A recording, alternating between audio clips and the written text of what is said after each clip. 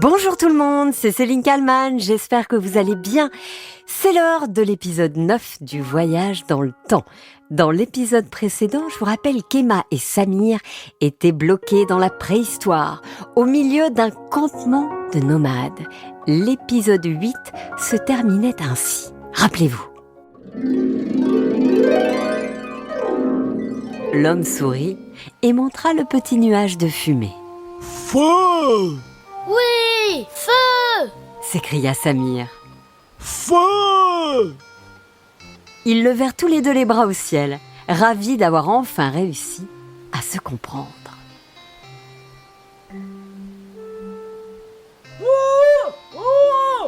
Soudain, un cri retentit au loin. Tous les membres du campement relevèrent la tête. Un deuxième cri résonna dans la forêt.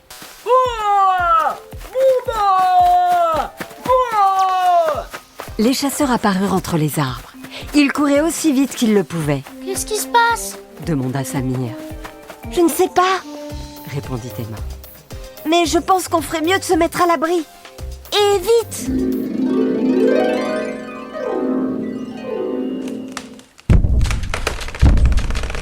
Le sol se mit alors à trembler. Des branches craquèrent. Un énorme animal surgit derrière les chasseurs. Il était couvert d'une épaisse laine brune. Deux immenses défenses recourbées encadraient sa trompe. Un mammouth! Cria Emma. Waouh! C'est incroyable! Ah, donc ils existaient vraiment les mammouths? Les mammouths laineux vivaient pendant la préhistoire. Leur fourrure les protégeait du froid. Oui, alors merci Emma, mais on pourra faire le cours d'histoire plus tard. Parce qu'ils nous foncent dessus!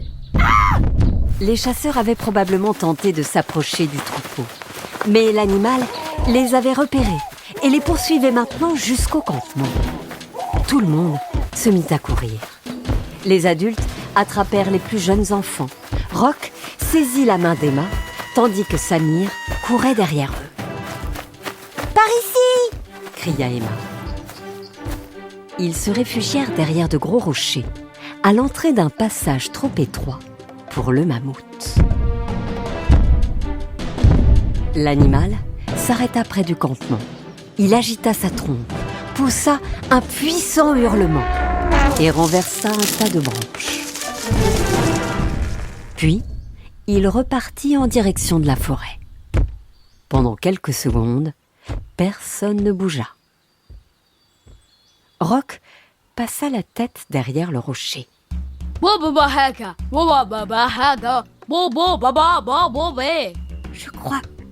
Je crois qu'il est parti. Les membres du groupe sortirent lentement de leur cachette.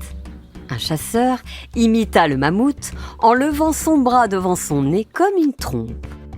Bois! Bois! Samir regarda Emma. Ils viennent de se faire poursuivre par un mammouth et ils rigolent. Tout va bien. C'est peut-être leur manière d'avoir moins peur. En fin de journée, les membres du groupe se rassemblèrent autour du feu. Ils partageaient de la viande cuite, des racines, des baies et des graines. Rock tendit une poignée de fruits à Emma. Emma! Merci, Rock. Puis il en donna à Samir. Samir! Samir observait les flammes. C'est super ici, mais j'ai quand même très envie de rentrer chez nous. Moi aussi. Répondit Emma. Nos parents doivent être très inquiets. Ils se levèrent et montrèrent la malle. Rock comprit immédiatement qu'ils allaient partir. Son sourire disparut. Il serra Emma très fort dans ses bras. Emma! Puis il serra Samir. Samir! Samir fouilla alors dans la poche de son pantalon. Il en sortit un petit briquet. Tiens, Rock, c'est pour vous. Tu es sûr? Demanda Emma. Ce sera plus simple pour faire du feu. Il montra le briquet à l'homme qui avait appris à dire « feu ». Une petite flamme apparut. L'homme ouvrit des yeux immenses. Feu! Tous les membres du groupe eurent très peur. Mettez-vous à leur place. Cela doit surprendre de voir une flamme apparaître si rapidement, si facilement, quand on a pris l'habitude de passer 1 heure, pour réussir à créer une flamme. Samir confia le briquet à Roch et lui montra comment l'utiliser. Il faudra faire attention, hein. Ce n'est pas un jouet. Roch hocha la tête, même s'il n'avait probablement pas compris un seul mot. Emma et Samir montèrent dans la malle. Roch posa une main sur le couvercle. Emma, Samir. Au revoir, Roch. Répondit Emma. Samir tenta un au revoir un peu différent.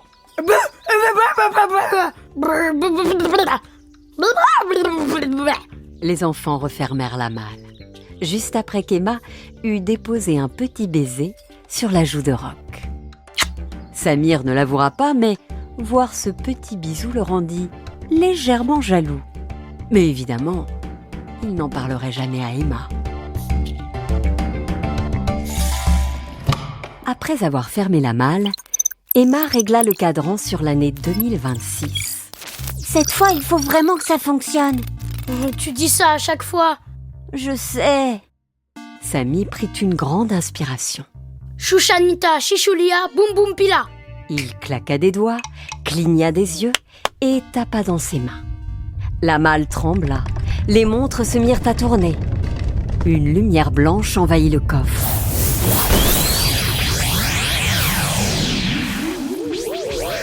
Puis, tout redevint calme. Emma posa la main sur le couvercle. On ouvre? Attends. Samir écouta attentivement. On pouvait entendre des cris, des chants, mais aussi des tambours, des klaxons, des pétards.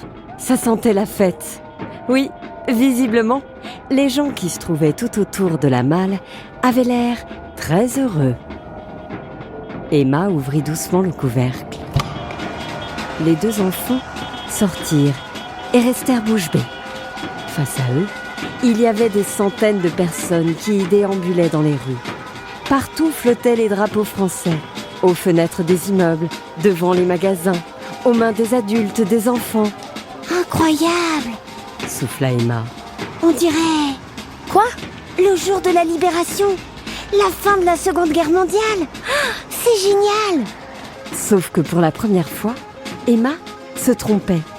Les enfants le comprirent rapidement lorsqu'ils entendirent ceci. Allez les bleus! Allez les bleus! Allez les bleus! Allez les bleus! Ouais, wouh! Des supporters, partout. Certains avaient le visage peint aux couleurs de la France. Bleu, blanc, rouge. D'autres portaient des perruques bleues, des écharpes, des maillots. L'un d'eux passa juste devant Samir, avec un immense numéro 10 et un nom inscrit dans son dos. Ce nom, Zidane. Ah mais non! C'est pas la libération et la fin de la guerre. Zizou, c'est le héros de mon père. Zidane, c'est du foot. Emma s'approcha d'un homme qui lisait le journal, attablé à une terrasse d'un café. Je peux vous l'emprunter, s'il vous plaît, monsieur? Bien sûr, mais tu me le rends, hein. Il va être culte, hein, celui-là. Emma lut le nom du journal à voix haute, ainsi que le titre. L'équipe, le jour de France. Et la date? 12 juillet 1998. Le jour de la finale France-Brésil. Mon père m'en a tellement parlé de ce match-là. Ça va être incroyable de vivre ça.